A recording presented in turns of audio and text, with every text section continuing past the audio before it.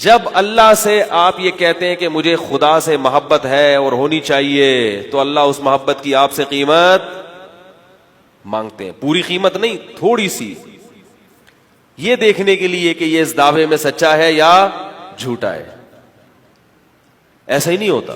تبھی سورہ عنکبوت میں اللہ نے فرمایا، سورہ عنکبوت الف لام میم، احسب الناس ان یترکوا ان یقولوا آمنا وهم لا یفتنون وَلَقَدْ فَتَنَّ الَّذِينَ مِنْ قَبْلِهِمْ فَلَيَعْلَمَنَّ اللَّهُ الَّذِينَ صَدَقُوا وَلَيَعْلَمَنَّ الْكَاذِبِينَ۔ اللہ فرماتے ہیں لوگوں نے یہ گمان کر رکھا ہے کہ وہ زبان سے کہہ دیں گے ہم گاڈ کو مانتے ہیں اور ہم ان کے اس دعوے کو قبول کر لیں گے۔ اللہ فرماتے ہیں ایسا نہیں ہے۔ وَلَقَدْ فَتَنَّ الَّذِينَ مِنْ قَبْلِهِمْ، فرمایا آج سے پہلے جس نے بھی یہ کہا ہے نا کہ گاڈ ہے، ہم نے اس کو آزمایا ہے۔ فَلَيَعْلَمَنَّ اللَّهُ الَّذِينَ صَدَقُوا، اللہ ظاہری طور پر یہ بات جان کر چھوڑے گا کہ یہ اپنے دعوے میں سچا ہے، وَلَيَعْلَمَنَّ الْكَاذِبِينَ، اور اس کو بھی جانے گا جو اپنے دعوے میں جھوٹا ہے۔ آزمائش کے بعد پتہ چلے گا کہ آپ کتنے پانی میں ہیں، آزمایا جائے گا۔ وہ آزمائش کیا ہے؟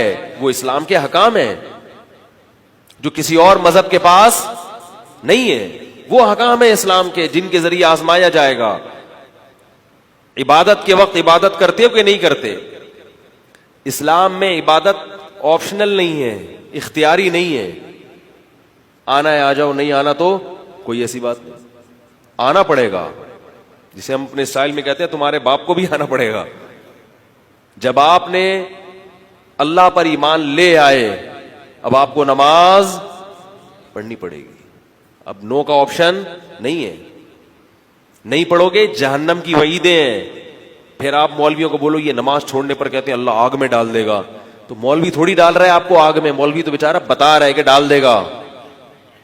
ہاں یہ الگ بات ہے کہ ایک بغاوت کا جرم ہوتا ہے اس کی سزا زیادہ، اور ایک نافرمانی کا جرم ہوتا ہے اس کی سزا کم۔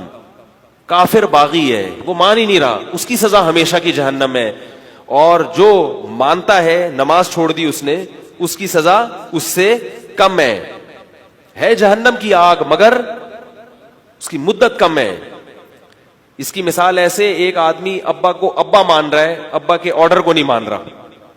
یہ تو مانتا ہے کہ ابا کا آرڈر ہے مگر سستی کرتا ہے، اس کو 2-4 چمیٹ لگیں گے۔